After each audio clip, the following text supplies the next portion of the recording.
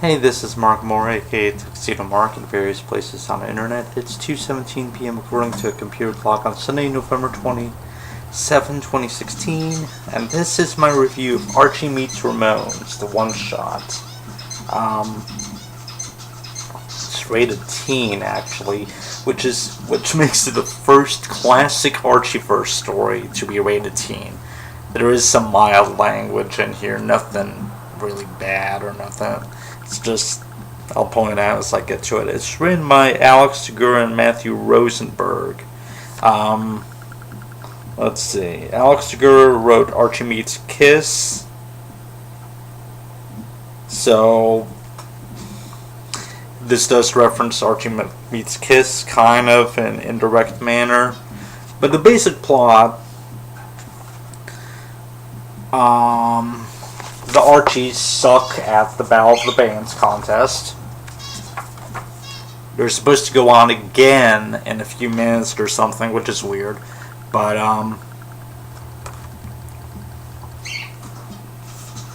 so they're all down about it right now. They're losing confidence in themselves.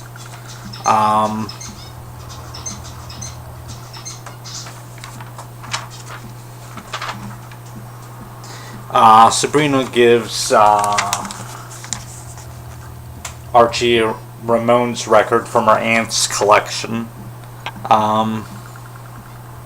It's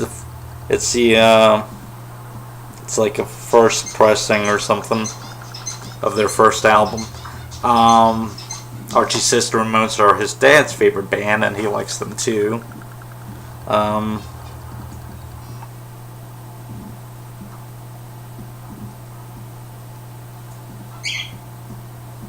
He loves the Ramones, he says. Archie's dad comes by to check on him. Archie decides to put the album on. Fred says he had the same record. Probably not the exact same record, but he had this record and it was his prized possession. So Archie puts it on a record player and some magic goes on. Everyone disappears. Jughead's already ditched the place that they were at. I'm not sure if it was supposed to be the Riverdale High Auditorium or where, but Jughead went to Pops already, which shows how much he cares about the band. Anyway, everyone disappears.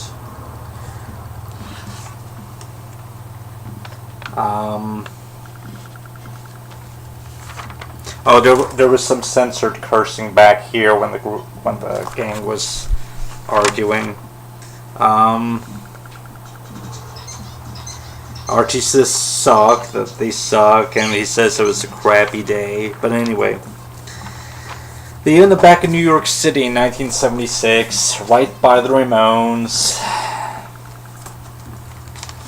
And there's some talking. The Ramones want them to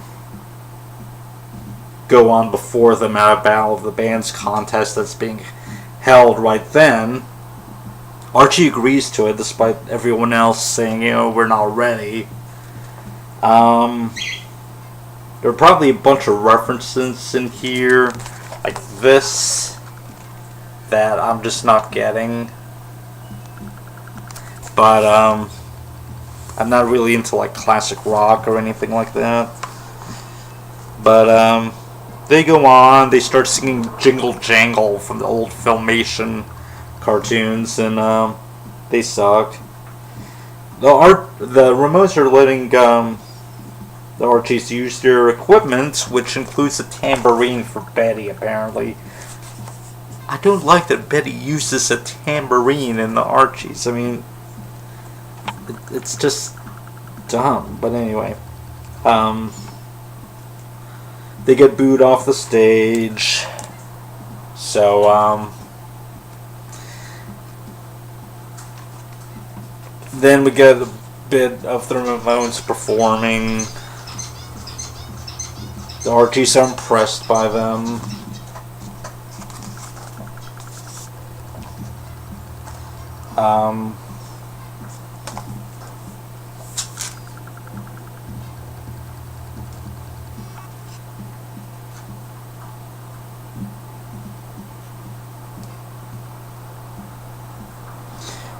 Oh, it's interesting that both Betty and Veronica say, "Oh my God," in this story. That's kind of interesting.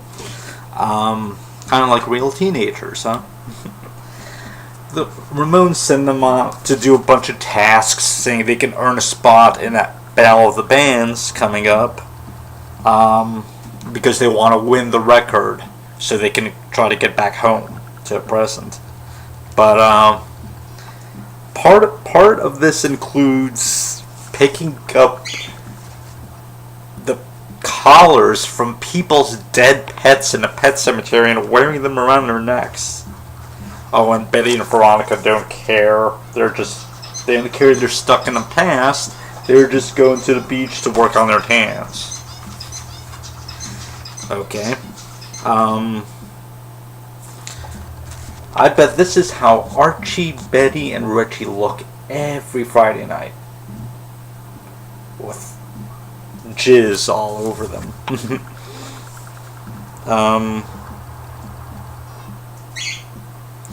There's some kind of house party. Nice little detail in the back with some girl puking in the toilet.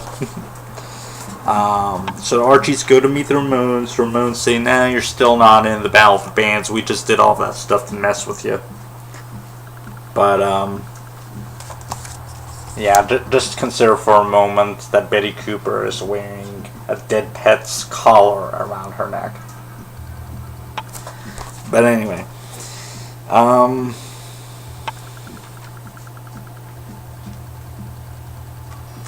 The Ramones discover that the Archies were taking notes about them.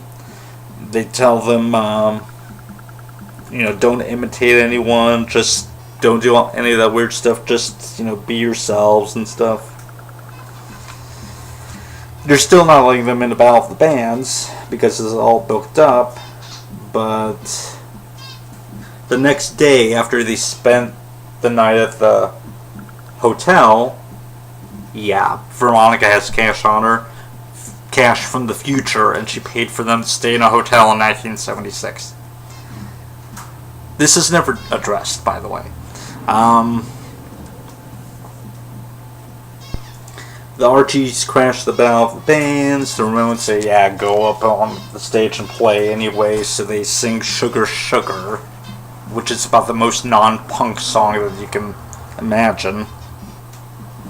Or no, "Sugar Sugar" comes later, sorry. They sing probably one of the Ramones songs or whatever, and check out Betty pretending to be a badass with that tambourine. Right, okay. Anyway. They win the record.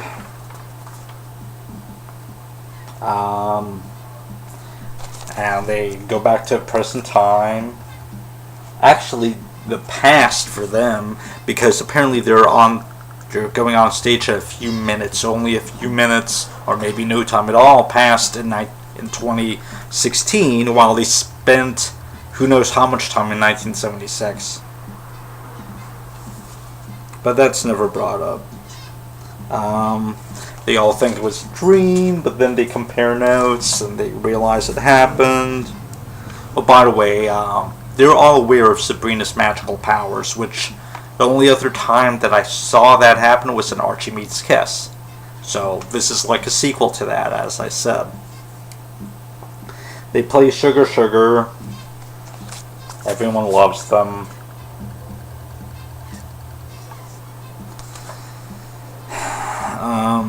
Oh wait.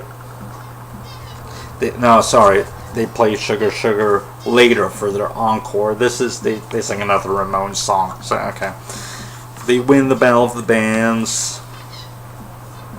And check it out. Josie is like so freaking surprised. Josie and the Pussycats were in the Battle of the Bands and they lost. Josie cannot take it. And after Archie says to Mr. Weatherby that they don't need a prize, Josie freaking snatches the trophy away from Mr. Weatherby. It's like, Josie's a bitch, jeez. Archie spots Sabrina, confronts her about the magical album. She's like, "Don't know what you're talking about." It's like, they know she's magical. And I bet you she knows they know she's magical. I haven't read Archie Meets Kiss, so I'm not sure about all of the details, but why is she being evasive about this? Anyway, she says she can just stream the album, so she tells Archie to give this one to his dad. So, yeah. They go out for an encore.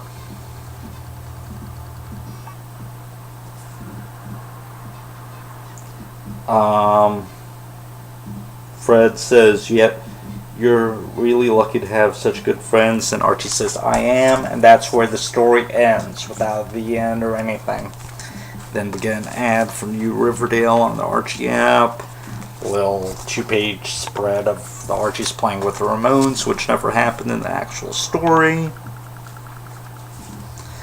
Cover gallery montage, alternate covers and stuff. Ad for Josie #1, an ad for some book or something. Betty and Veronica #2, and then Superman and Supergirl action figures. And Betty and Veronica fashion line, and Riverdale on the inside back cover of the upcoming TV series. So yeah, where did they play Sugar Sugar? I forget exactly where I saw that, but Archie had just started up on that at some point. Oh, yeah, they actually did start with Sugar Sugar in the Battle of the Bands, and Jughead dropped his drumsticks, so they decided to do a Ramones song instead. Okay.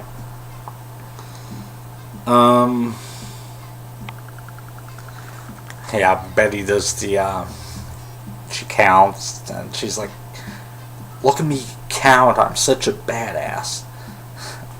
Yeah, okay.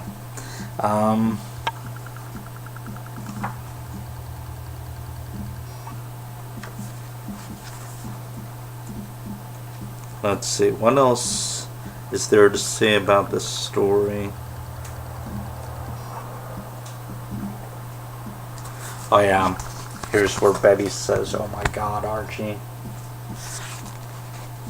You hardly ever saw the word God used in, or "oh my God" used in classic Archieverse. You'd see it sometimes, but it was very rarely. It's funny that, the Archie gang curses at each other while they're arguing. That censored the cursing that they do. You don't see that very often either, but sometimes.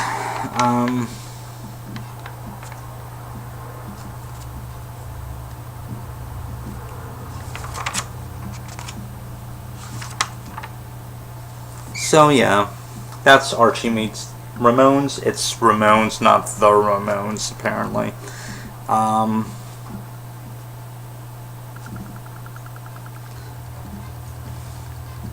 But yeah, this is, it's an okay story. We learn they saw Mr. Weatherby at one of the concerts or Battle of the Bands or whatever in 1976, so he was in New York City in 1976.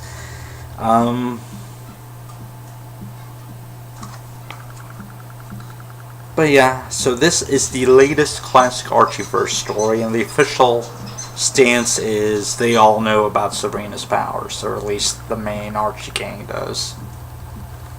What it's like in New Riverdale continuity, I don't know. I haven't caught up yet, but overall, it's a good story. I recommend it. Doesn't really reference previous stories so much, and you gotta wonder. Here's one thing I want to point out. If I can find it. Hey, is that Cheryl Blossom? Is the red-haired girl in the audience? Might be. Who knows? I think that's Kevin Keller, the blonde guy on the right. talk on left. I think that's Raj between Chuck and Cheryl. And who's the Asian girl? Tomoko, maybe? I'm not sure. It's nice to see all these characters again. Dilton, Miss Grundy, Moose. It's nice to see the classic Archieverse version of these characters in 2016. Who would have thought? But yeah, apparently in the classic Archieverse, life has just been going on as usual. I maintain that's Cheryl in the audience on the first page. No proof, but that's what I'm saying. And you can see her again in front of Mr. Weatherby on the second page.